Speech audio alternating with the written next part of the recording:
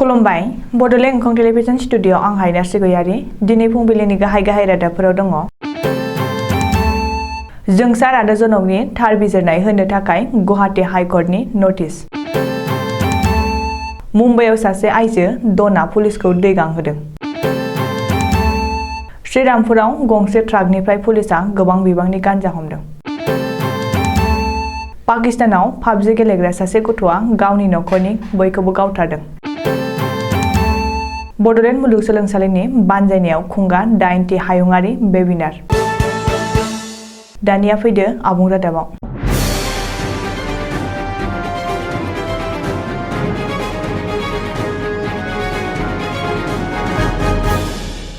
बड'लेण्ड जनजाति सुरक्षा मन्चनि मावफुं आफादगिरि दावराव देख्रेब नार्जारिया रबिबारखालि खौरांगिरि मेल खुंनानै मिथिहोदों दि जोंसार मुसाहारि आरो जनक कुमार ब्रह्मखौ क'क्राझार जिल्लानि पुलिसआ नंखाय एनकाउन्टार खालामनायनि जाहोनाव सानैबो बुथारजानायनि बिफाया गुवाहाटी हाइकर्टआव थार बिजिरनाय लुबैनानै क'क्राझार पुलिस आरो एसपि सुरजित सिंह बानेश्वरनि हेंथायै गांसे PIL होदोंमोन। आथिखालाव बे केसआ रेजिस्टार जाखांनायनि उनाव सेथि हियारिंआबो जाखांबाय आरो दा नैथि हियारिंनि थाखाय गुवाहाटी हाइकर्टआ आसामनि नखर बिफाननि सेक्रेटारि क'क्राझार एसपि क'क्राझार सावस्रि बिफान सेरफांगुरि थानानि OC बिसोर गासैखौबो सनमान खालामदों होननानै मिथिदों। मानो होनोब्ला बे केसखौ सिगाङावनो सेरफांगुरि थानायाव FIR होखांबायमोन नाथाय पुलिसआ जेबो राहा लायाखै। लोगोसे क'क्राझार सावस्रि बिफानाबो बे केसआव बुजाफादों। मानो होनोब्ला पुलिसनि नंखाय एनकाउन्टाराव थैनाय जनक कुमार ब्रह्म आरो जोंसार मुसाहारिनि थैनाय फोरमानलाइ एबा डेथ सार्टिफिकेटखौ सावस्रि बिफाना हराखैमोन। मुम्बाइआव एकता कुरेशी मुंनि सासे महर गोसा लेडि डन एबा आइजोआ आथिखालाव मुम्बाइ पुलिस आरो नारकटिक कन्ट्रल बर्डखौ दै गांहोदों। पुलिसनि सुलुङाव फोरमायनाय बादिब्ला एकता कुरेशीआ इन्टारनेशनेल ड्राग्स स्मागलार। मुम्बाइआव गोबां उइं एबा गांखंनि जोहै एकता कुरेशीआ ड्राग्स साप्लाइ खालामहोगासिनो दं। पुलिसआ सन्देह खालामनाय बादिब्ला आथिखालाव गोबां फिल्म सेलेब्रिटिफोराबो एकता कुरेशीजों सिं सोमोन्दो दं। आथिखालाव पुलिसआ एकता कुरेशीखौ हमनो नाजागासिनो दं नाथाय एकता कुरेशीखौ हमनो हानाया पुलिसनि थाखाय मोनसे गेदेर चेलेन्ज जानानै दं।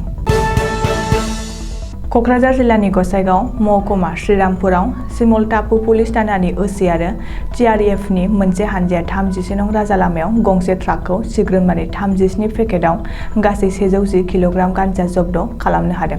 पुलिसनि सुलुङाव फोरमायनाय बादिब्ला AS11C 3738 नम्बरनि गंसे ट्राकआ गुवाहाटीनिफ्राय सोनाब बंगनि धुपगुरियाव थांगासिनो दंमोन। बे समावनो सिमलटापु थानानि पुलिसआ CRPनि हेफाजाबाव श्रीरामपुराव सिग्रोमदोंमोन। गारिनि ड्राइभार सन्तोष चन्द्र दालु आरो हेन्डीमेन सुख चन्द्र बर्मन सानैखौबो पुलिसआ एरेस्ट खालामदों होननानै सिमुलटा थानानि OC सन्जय कुमारआ मिथिहोदों। पाकिस्ताननि पान्जाब प्रभिन्स लाहौर नोगोराव पाबजि गेलेनो मोजां मोनग्रा सासे 14 बोसोर बैसोनि उन्दै हौवासा गथ'आ गावनि बे खामानियाव बादा होबाय थानायनि थाखाय रागा जोंनानै गावनि 45 बोसोर बैसोनि बिमा आरो बिब' बिनानाव गासै साथामखौबो गंसे पिस्तलजों गावथारजोबदों। गावथारजानाय बिमानि मुङा नाहिद मुबारक होननानै पुलिसनि सुलुङाव फोरमायदों।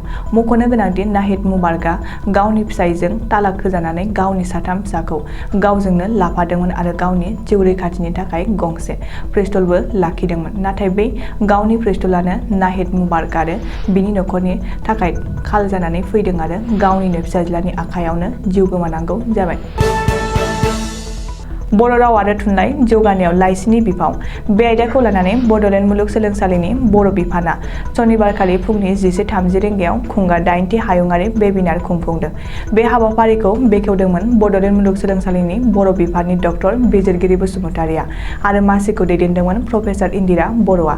बे हाबाफारिनि फुंखा सुबुं महरै सानसेयारि बड'लेण्ड इंखं रादाब बिलाइ दि बड'लेण्ड एक्सप्रेस बड'लेण्ड इंखं टेलिभिजननि दिथागिरि लोगोसे बर' रेबग्रा जथुमनि आफादगिरि राजेन बसुमतारिया बाहागो लानानै गावनि मेहेरगोनां सावराय बिदांखौ फरायथिनानै होलांदोंमोन। आथिखालाव बर'नि लाइसि आरो गोजाम लाइसिफोरखौ बुफ्रुजोबनानै थुनलाइ जौगानायाव लाइसिया मा बिहोमा दङ बेफोरनि सोमोन्दै गुवारै बुंथिलाङो। बे वेबिनार हाबाफारियाव गासै सा 52 खोनासंगिरिफोरा अनलाइननि गेजेरजों खोनासंदोंमोन। आथिखालाव कर'नानि थासारिखौ नोजोर होनानै बेबायदि वेबिनार हाबाफारिखौ लानाया जोबोर गाहाम जादों होननानै गोबां सानसुमैफ्रानो बाख्नायदों। दिनै फुंबिलिनि रादाबा एसेनोसै। गोजोन्थों।